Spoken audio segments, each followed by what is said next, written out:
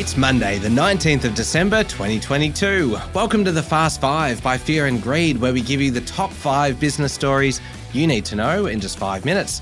I'm Michael Thompson, and good morning, Sean Aylmer. Good morning, Michael. Sean, 5 stories in 5 minutes. Story number 1. Really, there's little kind of sign of respite for investors. We're drawing towards the end of an extremely volatile year. The global market's been gyrating, I suppose, if you want to say it like that, in recent days. But overall, on the local market, it's a pretty great year for coal miners and a bit of a shocker for tech stocks. Yes, that's a pretty good summation, Michael. Now, over the last 12 months, the S&P ASX 200 is down 2%. If you take it, though, from December 31, it's actually down 6%. It had a really good end of the year last year.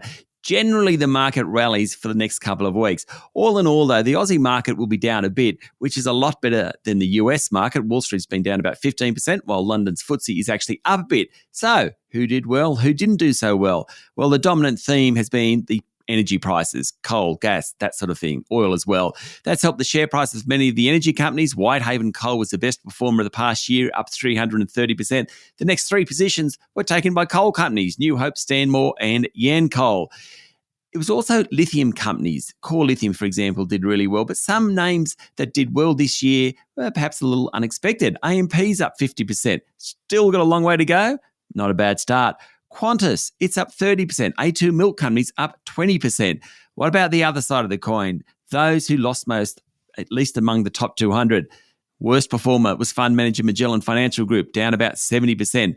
Online property group Domain had a shocker, down 50%. Its fortunes, of course, are very much tied to the property market. Accounting software group Xero, it did really well during the pandemic, not so well in the last year. James Hardie can be thrown into that category as well. And so for 2023, well, all we can say is more volatility. I think that's the only thing we can be sure of. Yes, indeed. Makes sense to get professional advice then before you make any investment decisions. Sean, on to story number 2. Bit of an unusual side effect of the pandemic. Who said COVID was bad for business? Figures from the Bureau of Statistics show that the number of new businesses surged last financial year. Yes, and these figures take into account the net outcome. It counts the number of businesses that started up and also that left. The sectors where there were plenty of new starters, administrative and support services, education, training, healthcare and arts and recreation. Victorians were most likely to start a new business. Perhaps during lockdowns, we all decided to get a second job, and that's what we did. All right, story number 3. How about this, Sean? Deliveroo was never profitable in Australia, losing more than $120 million this year alone, according to a report from administrators for the collapsed group. The Australian operations of the UK-based food delivery company went into administration last month, owing creditors $129.4 million. Now, according to a report in the Sydney Morning Herald, the administrator's report also shows that a pool of $18.8 million has been set aside for employees, riders, restaurant partners, suppliers and other creditors. The food delivery company entered Australia in 2015. It really never gained market share like it wanted to. It appointed Corda Mentha as administrator after abruptly pulling the pin last month.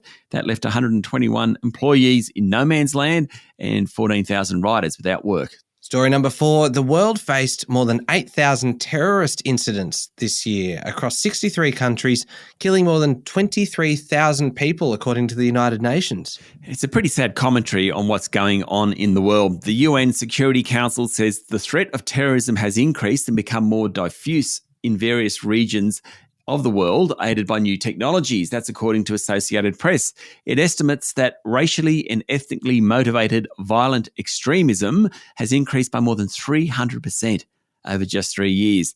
The UN strongly condemned the flow of weapons, military equipment, drones and explosive devices to Islamic State and Al-Qaeda extremists and their affiliates. Sean, it really feels like COVID has kind of pushed terrorism out of the headlines to some extent, but clearly this is an ongoing threat. Absolutely. I think that's exactly what the UN is saying. That's remarkable. Sean, a slightly more positive story to finish on. Story number 5, a mining stock in Indonesia is proving to be the world's best performing investment, at least on major global bourses, rising 1,600% this year. Guess what, Michael? It's a coal stock. Of course it is. Now, the company is called PT Adano Minerals. its share price has basically moved sideways for the last 6 months, but it did really well in the beginning of the year, and it's the number one performing share price among 2,803 members of the Bloomberg World Index. It's delivered more than double the returns of the runner-up, which was Turkish Airlines. According to Bloomberg, while the stock's fortune has been closely tied to global coal prices, no surprises there, where they've done really well is that they have a strategy to use windfall profits to diversify into aluminium and battery making for electric vehicles. Analysts love the idea that these coal companies throwing up cash are getting into different industries, hence a 1,600% return. There we go, the top 5 business stories in 5 minutes. Thank you, Sean. Thank you, Michael. It's Monday, the 19th of December, 2022. Remember to hit follow on the podcast. And if 5 minutes isn't enough for you, you can find our longer daily show called Fear and Greed, wherever you listen to podcasts. There's also a bunch of interviews and things. Today, we're speaking to a special guest about investing on Wall Street. I'm Michael Thompson, and that was the Fast 5 by Fear and Greed. Have a great day.